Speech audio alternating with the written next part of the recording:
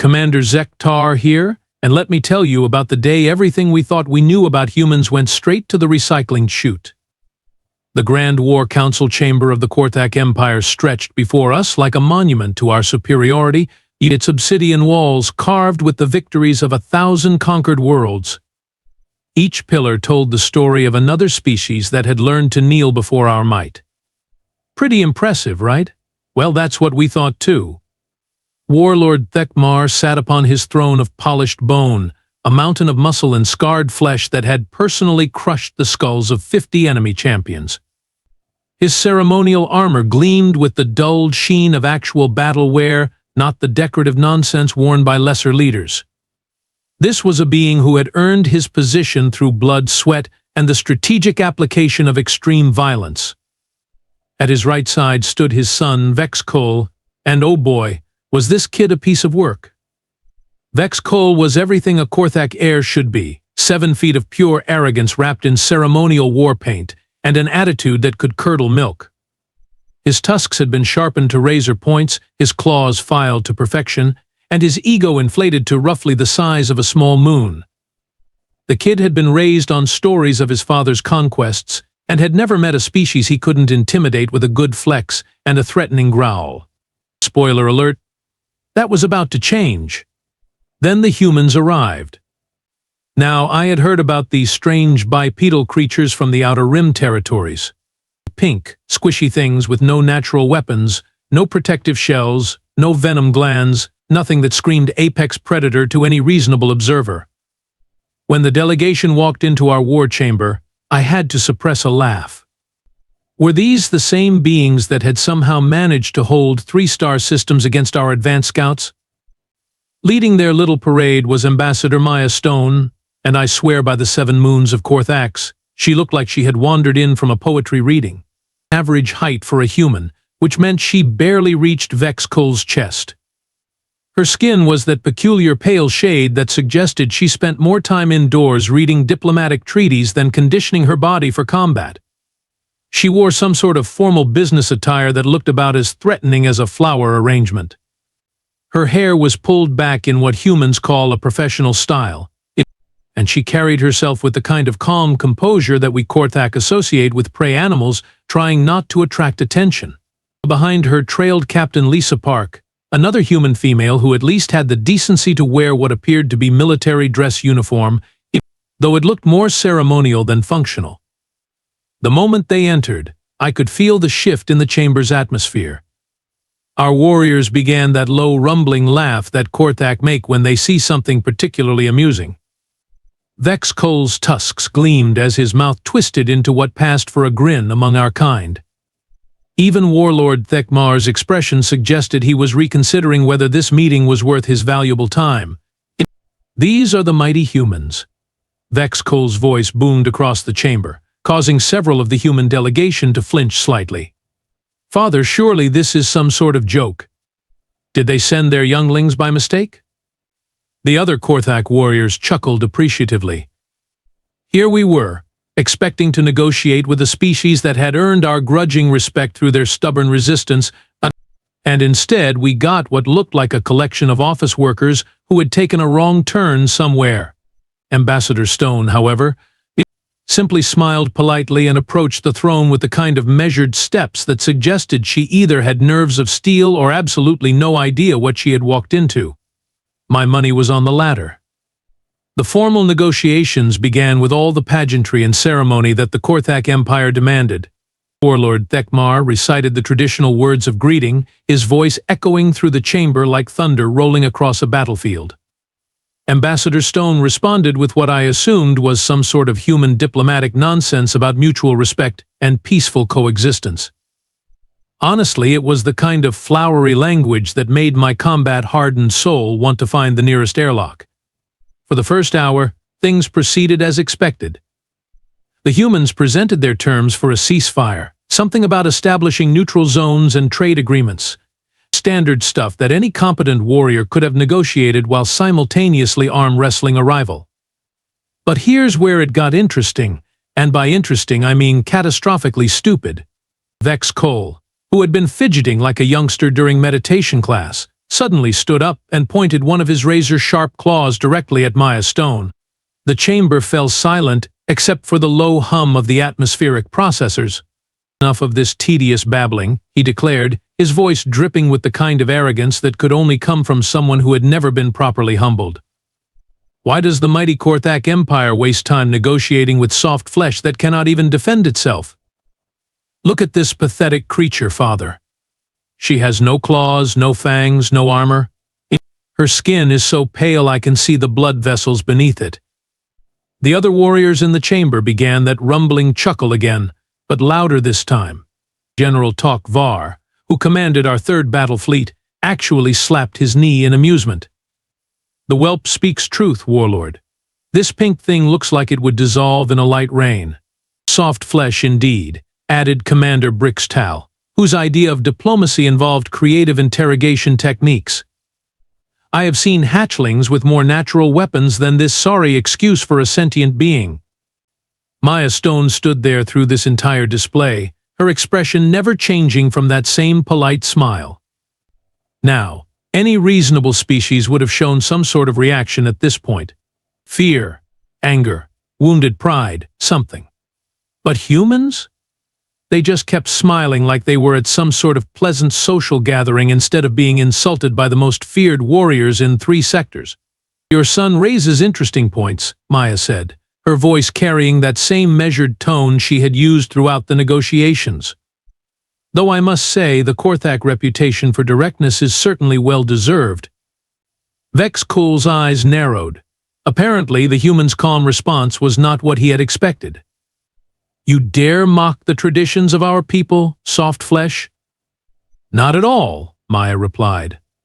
"I'm simply observing that your culture values strength and directness above all else. It's actually quite refreshing after dealing with more diplomatically cautious species.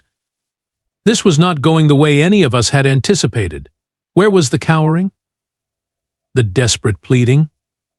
The obvious terror that should have been radiating from this fragile creature?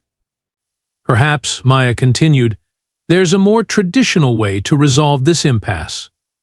I understand the Korthak have ancient customs for settling disputes when words prove insufficient." Oh, this was rich. The soft little human was actually suggesting trial by combat. Vex Cool's tusks gleamed as his grin widened to proportions that would have been genuinely terrifying to any sane being. "You want to invoke the right of challenge?"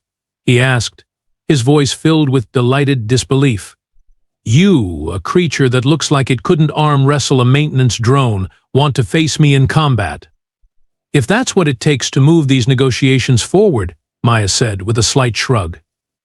"Though I should mention that accepting would make this a binding agreement under Korthak law. The winner's terms become the foundation for any future treaty." Warlord Thekmar leaned forward on his throne, his scarred face splitting into what might have been a smile if you were feeling generous. "You understand, human, that trial by combat in Korthak tradition is not a symbolic gesture. It is combat to submission or death. My son has never been defeated in single combat."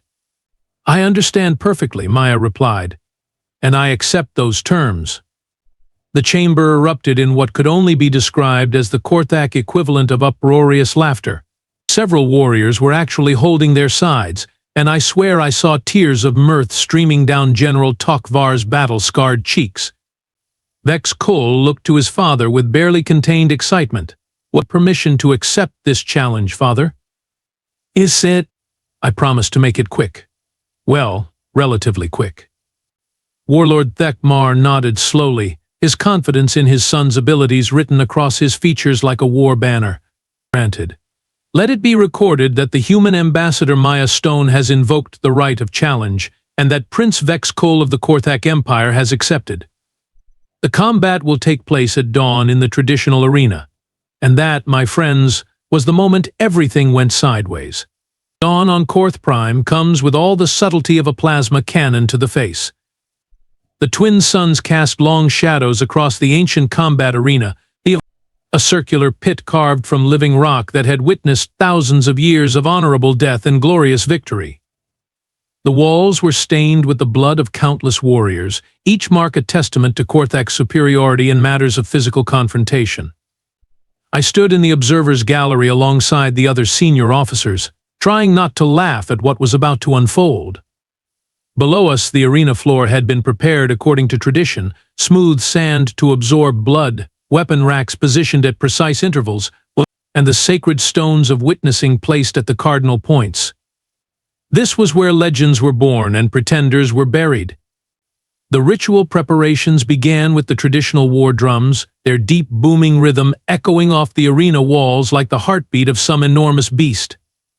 Korthak priestesses chanted the ancient words that would bind the combatants to their fate, whatever that might be. The whole ceremony was designed to intimidate opponents into submission before the actual fighting began. Pretty effective strategy, really, unless you were dealing with beings who apparently had no concept of appropriate fear responses. Vexkol entered the arena like the apex predator he was born to be. His war paint had been applied in the traditional patterns of his bloodline, each symbol telling the story of victories won by his ancestors. His ceremonial armor had been removed, revealing the kind of physique that came from a lifetime of combat training and genetic superiority. Muscles rippled beneath scarred hide as he moved with the fluid grace of a born killer. He began his intimidation display, and let me tell you, it was a masterpiece of psychological warfare. First came the weapon selection ritual, where he examined each blade, spear, and crushing implement with the practiced eye of someone who knew exactly how much damage each could inflict. He settled on a pair of curved fighting claws that extended his natural weapons by another 6 inches of razor-sharp depth. Then came the strength demonstration. Vexkol grabbed a training boulder, easily 3 times the mass of the human ambassador, and proceeded to crush it to powder with his bare hands. The crowd roared its approval as stone fragments scattered across the arena floor. He followed this up with a series of combat moves that would have impressed a gladiator academy, each strike and parry flowing into the next with lethal precision. And then Maya Stone entered the arena. I have never seen a more anticlimactic entrance in my entire military career. She walked down the stone steps like she was heading to a library, wearing what appeared to be standard human exercise clothing. No war paint, no intimidation displays, no ritual weapon selection. She just stood there, rolling her shoulders slightly and doing some sort of gentle stretching routine that looked more like morning calisthenics than combat preparation. The crowd's roar died to confused murmurs. This was not how trial by combat was supposed to work. Where was the posturing? The threats? The dramatic declarations of intent? Maya just finished her stretches, nodded politely to Vexkol, and settled into what I can only describe as a relaxed stance that suggested she was waiting for something mildly interesting to happen. Is she actually going to fight? General Tokvar whispered to me. Or is this some sort of human religious ceremony we don't understand? The combat horn sounded, and Vexkol launched himself across the arena with all the fury and power of a living siege engine.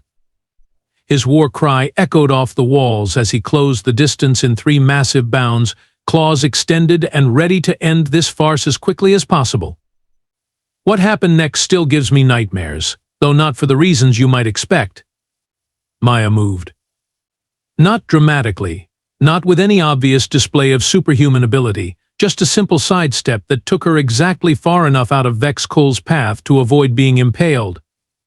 The prince's momentum carried him past her, and she actually had the audacity to pat him on the shoulder as he went by, like she was encouraging a youngster who had made a good effort. Vexkol spun around with a snarl of rage and launched into a combination attack that should have turned any reasonable opponent into decorative wall art.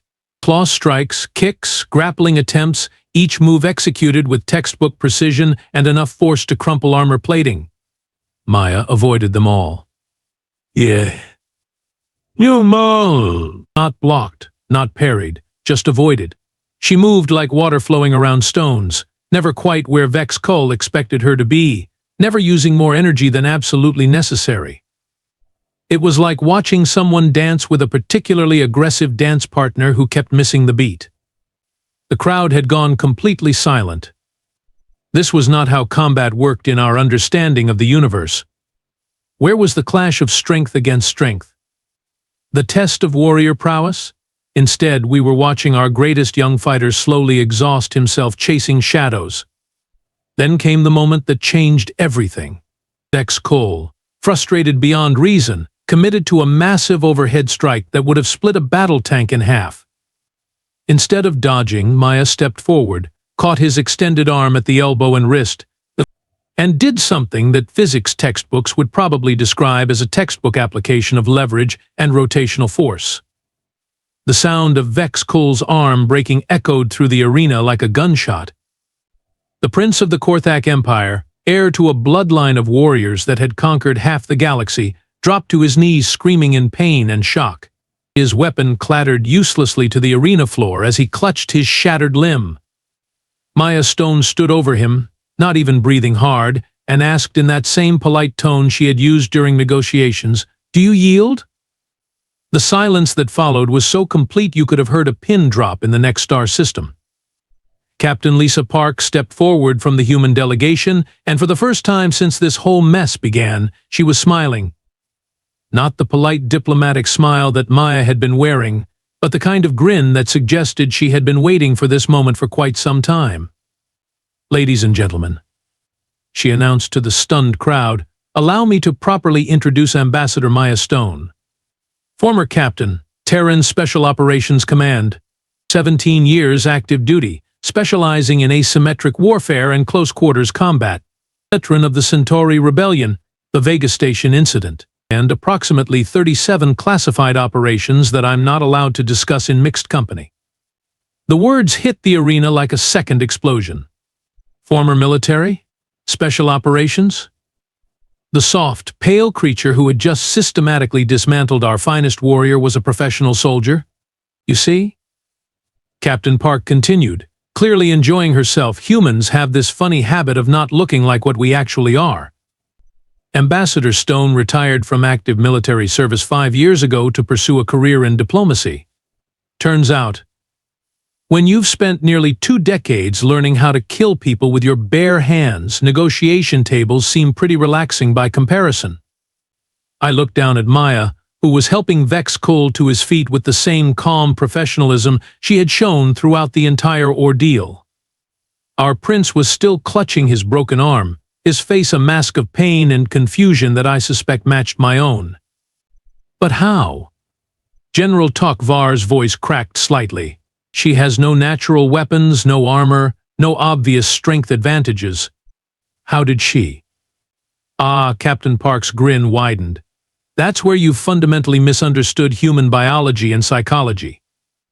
You see, we're not the strongest species in the galaxy, or the fastest, or the most naturally armored. We're something much more dangerous than that. We're adaptable. She gestured toward Maya, who was now calmly checking Vex Cole's injury with what appeared to be genuine medical concern. Humans evolved as persistence hunters on a world that actively tried to kill us on a daily basis. We don't have claws, so we invented tools. We don't have thick hide, so we learned to avoid damage entirely.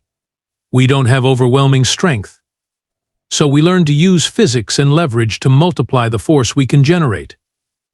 The implications were starting to sink in, and I didn't like where this was going. You're saying she deliberately appeared weak? I'm saying she is exactly what she appears to be, Captain Park replied. A middle-aged former soldier who prefers talking to fighting. The fact that she can still break the arm of a Korthak prince when necessary is just, well, it's just human. Warlord Thikmar finally found his voice, though it came out as more of a strangled whisper. My son, my heir. "You will be fine," Maya said, looking up from her impromptu medical examination. "Clean break, no permanent damage, though I'd recommend getting him to a proper medical facility within the next few hours. And perhaps some physical therapy to restore full range of motion." The political implications were staggering. In Korthak culture, trial by combat wasn't just about personal honor, it was about the legitimacy of leadership itself.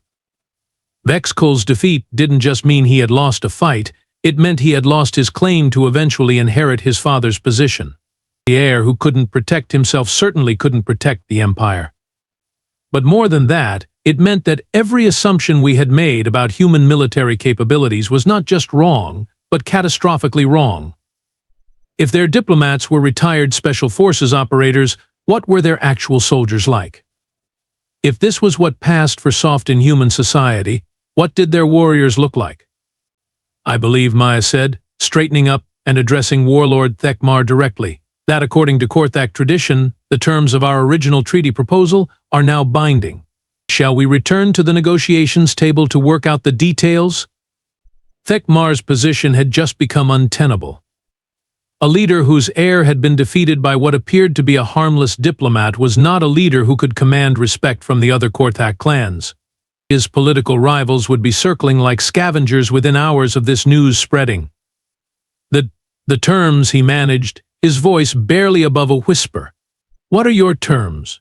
Exactly what we proposed yesterday, Maya replied with that same maddeningly calm tone.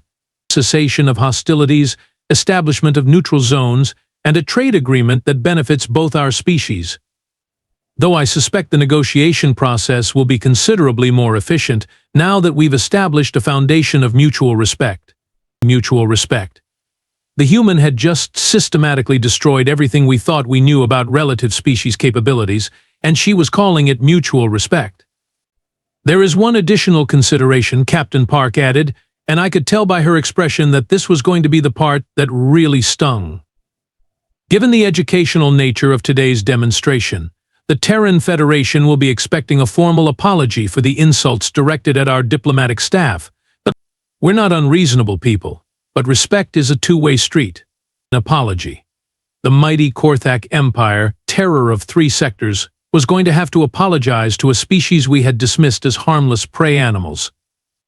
The irony was so thick you could cut it with a plasma blade. And perhaps, Maya added thoughtfully, it would be wise to include some cultural exchange programs in our treaty. I think both our species could benefit from learning more about each other's capabilities. The way she said capabilities made it clear that this was less of a suggestion and more of a polite warning. Don't assume you know what you're dealing with just because it doesn't look dangerous. As the crowd began to disperse, still muttering in shock and disbelief, I realized that this was going to be the story that defined the rest of my military career. The day the Korthak Empire learned that sometimes the most dangerous opponents are the ones who don't look dangerous at all. And somewhere in the back of my mind, a terrifying thought was beginning to form. If the humans could hide warriors among their diplomats, what else were they hiding? 3 months later, I'm sitting in my quarters aboard the flagship, writing this report for the historical archives and trying to make sense of what happened. The treaty negotiations concluded exactly as Maya Stone had predicted, efficiently, professionally, and entirely in humanity's favor. The Korthak Empire, once the undisputed terror of 3 sectors, is now the junior partner in what the humans diplomatically call a mutually beneficial alliance.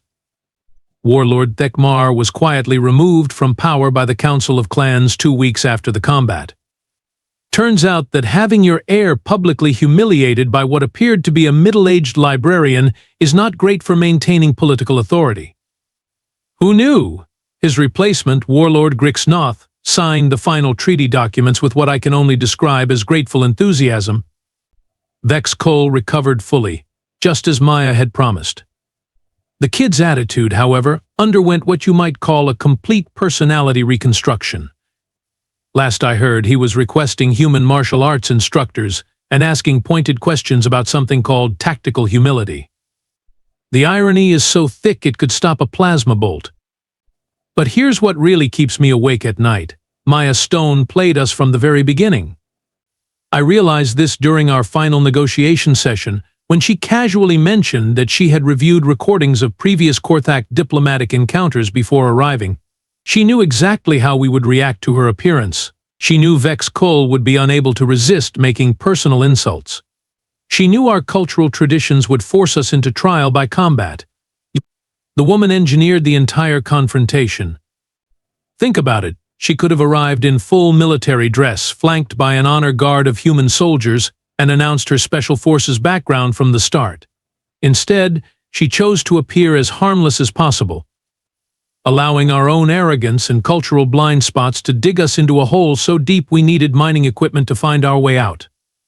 Sometimes, she told me during one of our later conversations, the most effective diplomacy happens when you let the other side convince themselves that they've already won.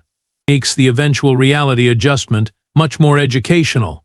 The woman destroyed our entire worldview and called it educational. The humans, as it turns out, are absolutely terrifying in ways that have nothing to do with physical strength or advanced technology. They're patient. They're observant. And they have this uncanny ability to turn their apparent weaknesses into strategic advantages that would make a master tactician weep with envy. We spent so much time laughing at their soft skin and lack of natural weapons that we completely missed the fact that they had weaponized our own prejudices against us. Maya Stone didn't win that fight through superior combat ability, though she certainly had that. She won it through superior intelligence gathering, psychological manipulation, and strategic planning that made our best military minds look like amateur enthusiasts. The truly frightening part? This was their diplomat, their negotiator. The person they sent when they wanted to talk rather than fight. If this is what humans consider a peaceful solution to territorial disputes, I have absolutely no desire to see what they do when diplomacy fails. The final twist came 3 weeks ago, when I received a personal message from Ambassador Stone. It was a simple note thanking me for my professionalism during the negotiations, along with a small gift, a human book titled The Art of War by someone named Sun Tzu. The inscription read, "To Commander Zektar, with appreciation for a most educational cultural exchange. Remember, all warfare is based on deception. Looking forward to our continued friendship, Maya." I'm still not sure if that was a threat or an invitation to learn. With humans, I'm beginning to suspect those might be the same thing. Sweet dreams, Galaxy. The humans are here to help.